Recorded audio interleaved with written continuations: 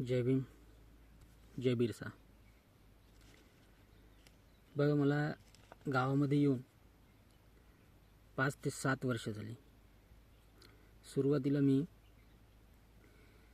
आपल्या गावात राहूनच डेली वेजेसवर बँकेमध्ये काम केलं.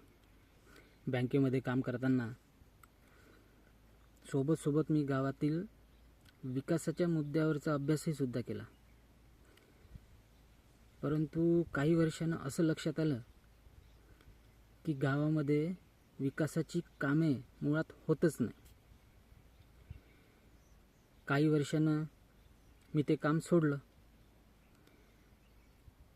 आणि या 10-12 महिन्याच्या अगोदरपासून मी गावाच्या राजकारणात सक्रिय सहभाग घेतला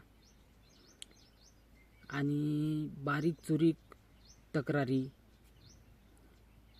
किंवा ग्रामसेवकाला प्रश्न विचारणे अशा गोष्टी करू लागलो.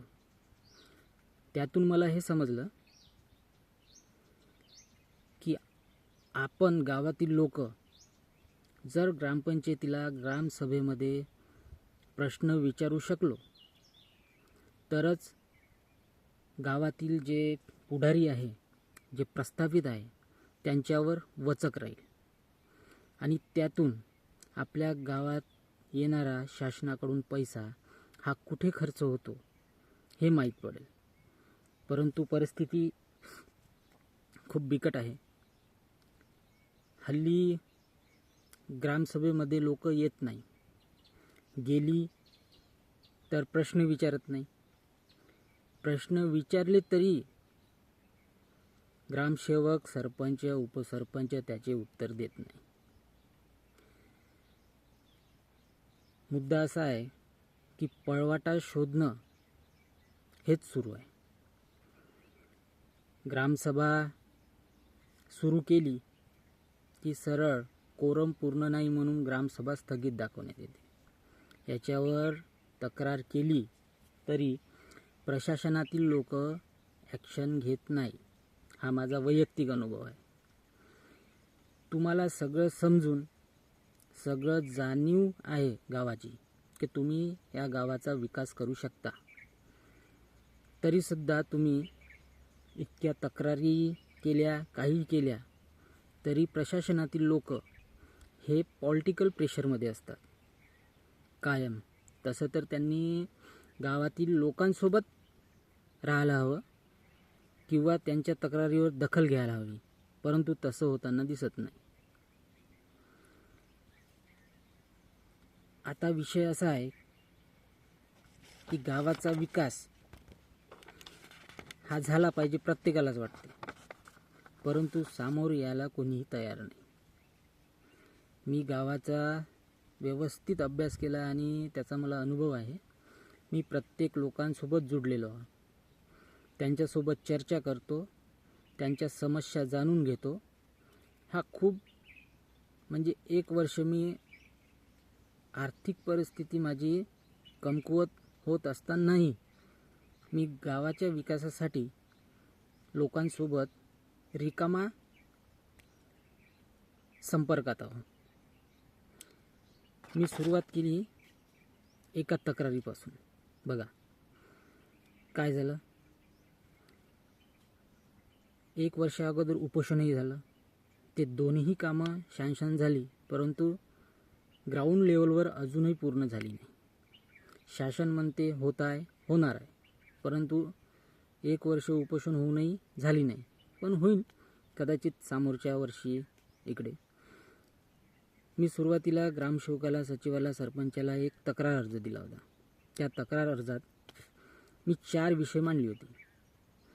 गावठाणमधील ग्रामपंचायतीची जागा मोजणीबाबत, शासनाच्या योजना येत असतात, इमारती, वाचनालय ह्या सगळ्या येत असतात, परंतु जागा नसल्यामुळे ह्या परत जातात आणि गावातील काही कुचकारस्थानी लोक स्वतःची जागा होईल म्हणून याच्यावर बांधू देत नाही आणि ग्रामपंचायत काय करते त्याच्यावर, तर त्या लोकांना, त्या विकृत मानसिकतेच्या लोकांना भीते आणि त्याच्यावर कारवाई करत नाही. ग्रामसेवक रोज ग्रामपंचायतमध्ये येत नाही, याच्यावर कोणी बोलत नाही, त्याचा सोमवार ठरलेला आहे. आता मागण्या अशा केल्या होत्या. एक ग्रामपंचायती जागा मोगण्याबाबत, मोठापोड येथील चावडी दुरुस्त करण्याबाबत, मोठा व लहानपोड येथे सार्वजनिक शौचालयाबाबत व मोठापोड येथे जनावराला पिण्याच्या पाण्यासाठी हौद बांधण्याबाबत. ह्या खूप क्षुल्लक मागण्या आहे, परंतु ह्यासुद्धा मागण्या पूर्ण होताना दिसत नाही. आपण खूप वर्षाची गोष्ट नाही घेऊ, असं मागच्याच पंचवार्षिकची गोष्ट बोलू.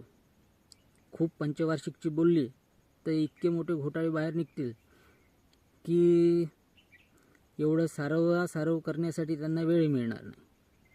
आता मागच्या पंचवार्षिकमध्ये काय कामं झाले हे तुम्हीच बघा. गावामध्ये कोणते कामं झाले. आता विषय असा आहे की जिल्हा परिषदेचा फंड, पंचायत समितीचा फंड, जलमिशनचा फंड आणि 15 वित्त आयोगाचा फंड आणि जुना वित्त आयोगाचा फंड, एवढे फंड असतात. गावाची लोकसंख्या 1402 आहे. आपण 18 वर्षावरील लोकसंख्या पकडली तरी 600 लोकसंख्या होतात. 600 लोकसंख्येला प्रति व्यक्ती 15 वित्त आयोगमध्ये 957 रुपये येतात.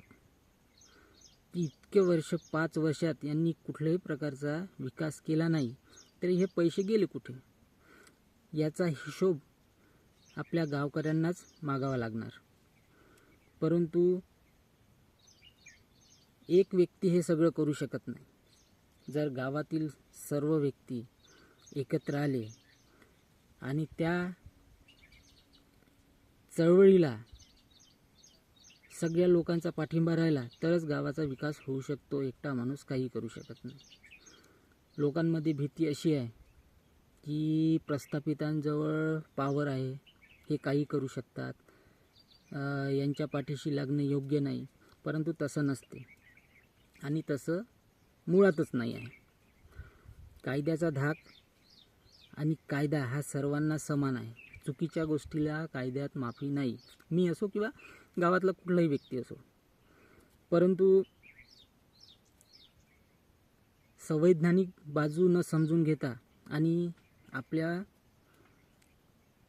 स्वतःमध्ये एक भीती आणि कायद्याचं ज्ञान नसल्यामुळे ह्या सर्व गोष्टी होत आहे. आणि माझा प्रत्येक शब्द हा खरा आहे. मी गावाच्या विकासासाठी आज झटत आहो. आपल्या गावामध्ये नुकसान जर झालं असेल कुणाचं तर सर्वात जास्त आदिवासी लोकांचं. कारण ते अशिक्षित असल्यामुळं त्यांना त्यांच्या जबाबदारी आणि कर्तव्याचं जाणीव नाही. आज 1961ची ग्रामपंचायतीची स्थापना झाली, 60 वर्षाच्या वर झाले, तरी गावात मूलभूत सुविधा नाही. वाचनालय नाही, आता होणार आहे, पण वाचनालय नाही, जिम नाही, जिमचं सामान होतं ते सडत आहे पाण्यामध्ये, जिमची इमारत नाही, अशा अनेक समस्या आहे. नाल्या नाही. तर आपली कर्तव्य आणि आपली जबाबदारी जर आपण जाणून घेतली तर गावाचा विकास होण्यापासून कोणीही अडवू शकत नाही. आता हा माझा पहिलाच व्हिडिओ आहे. मी लोकांना हे समजावून सांगण्याचा प्रयत्न करत आहो की आपण मागच्या वर्षी ज्या लोकांना निवडून दिलं आणि जे लोक सांगत होते की मी असं करतो, अमकं करतो, डमकं करतो, परंतु ते लोक शेवटी त्या प्रस्थापितांचेच पाय चाटण्यासाठी गेले. त्यांची एवढी लायकी नाही की ते लोकांसोबत समोर उभं राहून असं म्हणू शकेल का मी सांगितलेली प्रत्येक गोष्ट केली. अरे तुमची बॉडी नाही केली नाही, परंतु तुम्ही त्या गोष्टीचा विरोध तरी केला का? किंवा तुम्ही पूर्ण पंचवार्षिकमध्ये प्रतिनिधी म्हणून आहात तर तुम्ही कुठले प्रश्न विचारले? हा खूपच महत्त्वाचा मुद्दा आहे. लोकांना मोठमोठ्या गोष्टीचं भुरळ घालणे आणि त्यांना भुलवून मतदानाच्या वेळेस, निवडणुकीच्या वेळेस त्यांच्याकडून मतदान घेणे आणि 5 वर्षे आपलं तोंडही न दाखवणे, हा सर्वात मोठा मुद्दा आहे. अशा लोकांना आपल्या गावातील लोक, असे लोक उभे असतात निवडणुकीमध्ये, त्यांना ते आपल्या गावातील लोकच त्यांना कुठंतरी थांबवू शकतात आणि यांना अडवू शकतात. नाहीतर हे लोक कायम सत्तेत आणि अधिकारात असले तर गावातील लोकांची पिळवणूकच होईल. जिल्हा परिषदेचा CEO असो, कलेक्टर असो, अशा अनेक आतमधल्या गावात जाऊन भेटी देतात, पण आपला हायवेवर असणाऱ्या रोडवर का भेट देत नाही? कारण प्रत्येक वर्षी ज्या ग्रामपंचायतला येणारा फंड आहे हा कुठं खर्च होतो हे आपल्याला माहीत नाही. आणि खर्च होत नसतील तर आपल्या गावातील सरपंचाची नोंद शासनाच्या दरबारात एक निष्क्रिय सरपंच आहे म्हणूनच होते. आपण पुढील व्हिडिओमध्ये अशा अनेक गोष्टीवर चर्चा करणार आहोत. तरी सध्या जय भीम, जय बिरसा.